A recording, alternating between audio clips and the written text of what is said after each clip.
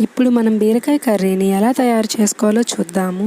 ముందుగా టమాటా, ధనియాలు, లవంగాలు, ఎండు కొబ్బరి, తెల్లగడ్డలు తీసుకొని మెత్తటి పేస్ట్ లాగా చేసుకోవాలి. తర్వాత ఆనియన్స్ని సన్నటి ముక్కల్లా కట్ చేసుకోవాలి.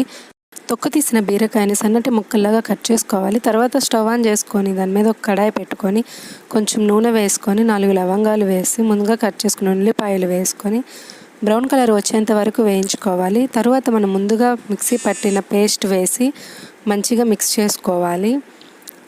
కొంచెం సాల్ట్ వేసుకొని కలుపుకోవాలి. తర్వాత మూత పెట్టేసి 5 మినిట్స్ ఉంచి ముందుగా మనం నానబెట్టుకున్న పచ్చెనగపప్పు వేసి కొంచెం పసుపు, కారం వేసుకొని కలుపుకోవాలి.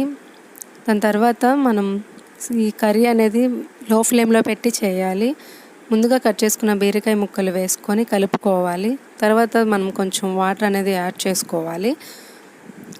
మనం మూత పెట్టేసి ఒక 15 మినిట్స్ కవర్ చేసేసుకుంటే ఇలా వాటర్ యాడ్ చేసిన తర్వాత మనం మంట అనేది ఫుల్లో పెట్టుకోవచ్చు.